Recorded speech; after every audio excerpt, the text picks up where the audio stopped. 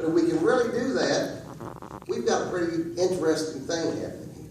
So I think the first thing we've got to do is look at the historical evidence. Do people really believe Jesus existed? Well, all scholars, except for one small minority, yes, really believe that he was a real, true life person who lived and preached and died on the cross somewhere around 37, 38 AD. Part of the reason that they believe that is there's so much written about him, not just in the New Testament, but written about him in other historical accounts. Alexander the Great, we know he existed. Alexander the Great, we know he's a wonderful figure in history, a great, powerful force. But we only have a few pages of information about Alexander.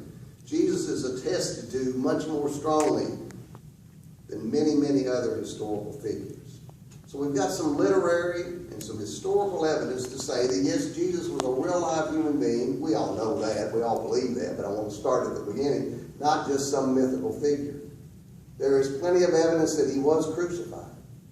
There's plenty of evidence that he died. Even his own followers acknowledge that in their writings. He was dead as a doornail. John chapter 20 says that when John saw him after the resurrection, he believed. Doubting Thomas didn't believe until he saw him.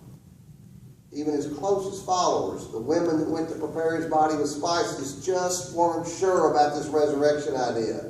But again, it's not the empty tomb that convinces anybody that Jesus is alive. That just proves he's dead and we don't know where his body is. So you've got a couple of different options. Maybe his followers, because they wanted to prove to the world that Jesus was the Savior, maybe after his followers buried him, they went back in the middle of the night and took his body away.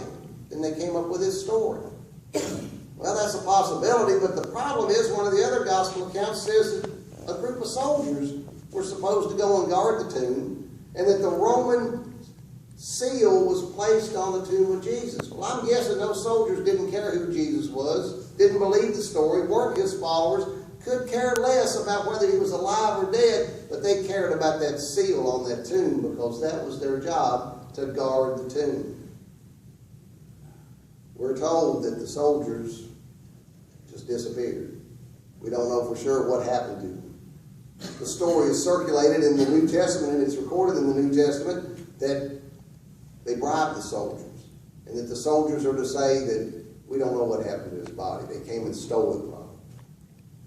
You'll have to read more about that. My point is, this empty tomb event